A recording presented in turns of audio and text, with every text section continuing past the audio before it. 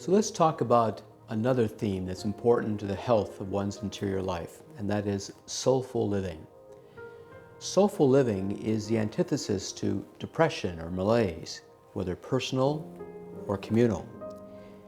In the Gospel of John, chapter 1, verse 38, Jesus asks a very important question of his newfound followers.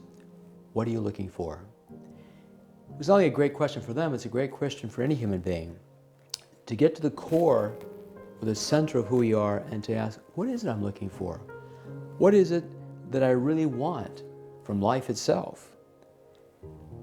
Two other questions that can help dig deeper into this issue of living a soulful life is, what really nourishes you or energizes you? The human soul has two functions. The first one is a unifying principle. It's meant to bring all parts of one's life together in a meaningful, coherent state. The second function is an energizing principle. And this is what gives life and a fullness of, shall we say, power, energy to a person. And it is a good sign that one knows how to discern which to do, when to heat up or when to cool down the soul. So searching for God in all things is the work of the wise person, the lover, and the mystic. To recognize that as we do this, we begin to find parts of us that we need to claim, because the interior life is a mirror image of the external life. What you see out there so clearly really is a reflection of what is inside, and perhaps it's inviting you to look more deeply into that interior life. One of the most beautiful metaphors in the scriptures for describing the reign of God is the wedding banquet. The wedding banquet, at its core, reminds us that in the reign of God, everyone is welcome. So what does this mean for us today, at this time in our life? It means that we are challenged, we are invited to accept and welcome all parts of our being. That we are to enter into dialogue with our pain, our suffering, our successes, our failures, our happiness, and our joy, to discover our inner source and therefore become free of our hindrances. I have a priest friend of mine who, many years ago, when he first heard about the clergy abuse scandal, was just devastated. He was filled with a righteous rage that really consumed him. And as we talked, I asked him, well, how are you bringing this to prayer? And he said, I'm just kind of right now just fuming. And I said, well, why don't you choose a metaphor, a way of inviting the different parts of who you are and see what you come up with. Maybe even use the image of the altar, and see what happens. And so he said, that sounds good. So we got together about a month later, and he said, it's working pretty good. He said, there's a part of me that's a good friend. Here's the good preacher. And I have to admit, there's a part of me that doesn't always tell the truth as best as I could. And he named a few other things. Sounds really good. I hadn't seen him for a while, and we were chatting, and I said, well, how's that image working for you? He goes, oh, you're not going to believe what happened. He says, it's no longer a little table or altar. It's a huge hall full. And in it, though, I've come across the most strange and difficult and challenging individuals. Now, I recognize all of them are an extension of me, but it's difficult to work with. But the beautiful thing about this story is that this friend of mine truly had softened and become more compassionate because he began to recognize the interior of his own life was animated or held onto by what he saw and experienced through the clergy abuse scandal. It began to calm him down and to give him a greater peace. So a question for any one of us after something tragic, traumatic, painful, difficult has happened is, well, now that this has happened, how do I want to live the rest of my life? That's the key, is that God is both creator and recreator, that God works with whatever is given to us. So think of God as the one who takes our life like a kaleidoscope and keeps turning it every which way so that forever is creating something more new and colorful and energetic. This is why our attitudinal approach towards reality and life means everything. It reminds us that we can change our reality by how we bring a different attitude.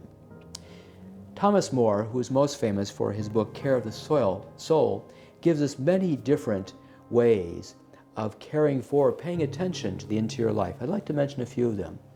One is connecting with nature. If you ever notice that depending upon your mood or your attitude or your context of your life, when you are immersed in nature, you're going to be drawn to certain things. When I was a young man, for example, for me, the beauty of nature was symbolized by a South Pacific island. All the greenery and the ocean and all that. But I must admit, at this stage of my life, actually I'm more drawn to the beauty of the desert. Secondly, warm, meaningful relationships.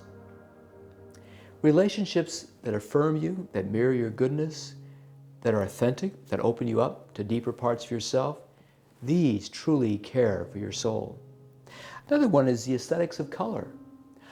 I noticed that when I was living and working in the seminary for 14 years, after 4 years, I could no longer stand the industrial white walls of my office and my room. And so I got permission to paint both with colors. I just found myself feeling so embraced by these warm colors. And often, many of the students, when they came to visit me in the office, would say, you know, your office feels so warm and alive. Colors can really help to affect one's mood and approach to life. Another one is living with a deep sense of gratitude. Oh, not just saying thank you for everything, but recognizing that from the perspective of the divine, everything is gift. Yes, even pain and sorrow. That hidden in the pain and sorrow of life, also there are pearls of great price. These are called insights to your own wisdom that you have learned from your experience.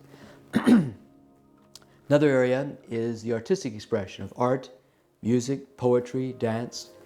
These are embodied ways of expressing what's inside of you. Every one of us is an artist in one way or another. Finding your artistry can liberate you and bring you deep healing. Remember, one of my directees of happy memory had a physical ailment that had him having to use a cane and other support networks. And he said to me in his life story that he was both a World War II bombardier and then an engineer by trade. The more I listened to his story, I could sense that he was rather stuck. And so I said, okay, for your homework, I want you to choose an art form. And after much squabbling back and forth, he finally agreed. And eventually, what he found that worked for him was the artistic gift of photography. It changed his life. It not only softened him, but his whole family were delighted in the change of his attitude. And the thing that was so beautiful is that he noticed that even his physical body rejoiced because the ailments that he was struggling with began to lessen in a dramatic way. Another example would be nutritious food and drink, paying attention to what we put into our body and to recognize that each body is different. And what we put in our body can affect not only just the physical health, but the emotional health as well. And finally, of course, a vibrant prayer life, choosing prayer forms that work for you. For some people, it's prayer forms that revolve around spontaneous prayer, or prayer forms that revolve around a community. But finding what works for you is really important to care for your soul. Let me conclude with a story about a friend of mine named Pat.